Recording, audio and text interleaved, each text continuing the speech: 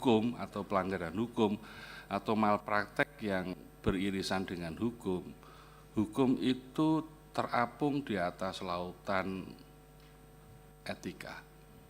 Jadi kalau etika moral disiplin tenaga kesehatannya itu buruk, pasti banyak yang melanggar hukum.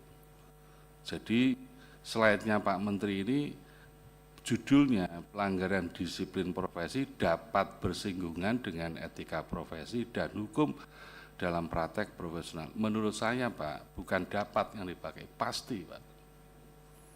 Jadi pelanggaran disiplin pasti bersinggungan. Orang yang melanggar hukum pasti melanggar disiplin Pak, pasti. Orang yang melanggar disiplin pasti melanggar etika. Dan orang yang melanggar etika pasti moralnya buruk. Lah ini ekosistem Pak. Karena itu Undang-Undang Kesehatan memerintahkan 3 instrumen. Pertama, organisasi profesi. Ini pasti berhubungan dengan etika. Pasti ini. Yang kedua, majelis disiplin yang dulu berada di bawah organisasi profesi dinaikkan di bawah negara di dalam konsil. Ini kan sebetulnya ingin menegakkan disiplin semua tenaga kesehatan yang lebih proporsional, yang negara itu bisa berbuat banyak di dalam menjaga tenaga kesehatannya. Ini filosofinya seperti itu, bukan untuk urusan yang lain, karena majelis disiplin ini butuh independensi, lebih independen, lebih otonom. Lalu di situ ada juga ada konsil, majelis disiplin, ada pemerintah, ini kan stakeholder semua ini. Jadi menurut saya ekosistem yang dibangun dalam undang-undang itu sudah sangat bagus. Etika profesi itu ranahnya organisasi profesi, rumah sakit, perhimpunan, pemerintah juga bisa masuk ke situ. Ranah yang naik lagi urusan disiplin, ini murni majelis disiplin profesi. Ini Pak Sundoyo punya tanggung jawab yang besar ini. Kan di dalam konsil tentu pasti. Lalu apabila instrumen 2 hal ini lewat, pasti berurusan dengan hukum. Kalau urusan hukum itu APH Pak, semua tidak bisa masuk kecuali polisi, hakim, dan jaksa. Organisasi profesi nggak bisa masuk Pak, nggak bisa. Majelis disiplin juga nggak bisa masuk, karena itu wilayahnya mereka, APH. Paling hanya bisa mengadvokasi, maka betul PPNI punya bantuan hukum bagi anggotanya yang melanggar hukum untuk membantu mereka advokasi hukum. Tapi soal urusan ini, kalau sudah hukum itu adalah urusan APH. Karena itu ini instrumen penting Pak. Jadi jangan saling tumpang tindih atau jangan merasa bahwa kok saya kewenangannya dibatasi, bukan itu. Tapi kalau masing-masing berfungsi, sebetulnya tenaga kesehatan kita itu terlindungi secara baik, secara pelanggaran hukum ini. Nah hari ini saya kira undang-undangnya benar, menurut saya nggak salah. Bahkan isu dulu soal kriminalisasi tenaga kesehatan, Pak Sundoyo ini sampai dulu minta advokasi Wamenkumham, sampai Mahkamah Agung, sampai kepolisian, sampai kejaksaan.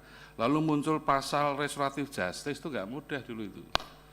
Kalau tidak salah ingat bahwa seseorang yang diduga atau berurusan dengan APH wajib meminta rekomendasi kepada majelis disiplin sebelum masuk tahap penyidikan. Kalau rekomendasi majelis disiplin itu mengatakan bahwa tenaga kesehatan itu tidak melanggar disiplin, maka APH tidak bisa sebetulnya menaikkan ke tahap penyidikan. Itu namanya restoratif justice. Menyelesaikan soal hukum di luar pengadilan yang difasilitasi oleh majelis disiplin. Ini sebetulnya norma undang-undang kita benar untuk melindungi tenaga kesehatan. Karena yang tahu soal pelanggaran etika, pelanggaran disiplin adalah komunitas profesi, bukan APH. Ini penting, sehingga negara ini memang butuh majelis disiplin profesi ini dikuati, Bu Ketua. Anggarannya perlu diperbanyak, Ketua. Kalau perlu dari Komisi 9 langsung, jangan dari Pak Menkes. Pak Menkes ini pelit. pelit ini, kasih anggarannya sedikit. Efisien. Banyak anggotanya yang belum dibayar, Pak. Kalau berangkat dari Manado ke Jakarta masih pakai tiket sendiri itu, Pak. Masih nalangi itu. Jadi kalau perlu konsil majelis disiplin anggarannya langsung dari Komisi 9, Pak. Ini saran saya loh, Bu Ketua. Jadi hari ini saya senang, mudah-mudahan instrumen yang dimiliki baik melibatkan organisasi profesi, perhimpunan, layanan kesehatan, konsil, majelis disiplin, pemerintah, itu dioptimalkan dengan baik. Setiap pelanggaran pasti ada sanksi. Pertanyaan saya pada Pak Sundoyo, apakah Pak Sundoyo pernah merekomendasikan nakes untuk dicabut STR-nya? Untuk dicabut STR-nya, pernah nggak merekomendasikan itu? Pertanyaan ini soalnya, karena pelanggaran disiplin, sanksi paling berat adalah rekomendasi majelis disiplin STR-nya dicabut. Itu menakutkan, Pak. Nakes nggak bisa praktek itu. Logikanya, kalau pelanggaran hukum lebih banyak daripada pelanggaran disiplin, berarti Pak Sundoyo nggak bekerja. Logikanya loh ya. Mestinya pelanggaran disiplin lebih banyak daripada pelanggaran hukum. Itu Pak Sundoyo. Jadi jangan enak-enak Pak Sundoyo, ini pekerjaan berat ini. Pensiun boleh, tapi setelah ini pekerjaan Bapak banyak sekali. Saya kira itu Ketua, terima kasih. Mudah-mudahan Bu Ketua memberi anggaran yang banyak pada majelis disiplin dan konsil. Siap. Wassalamualaikum warahmatullahi wabarakatuh.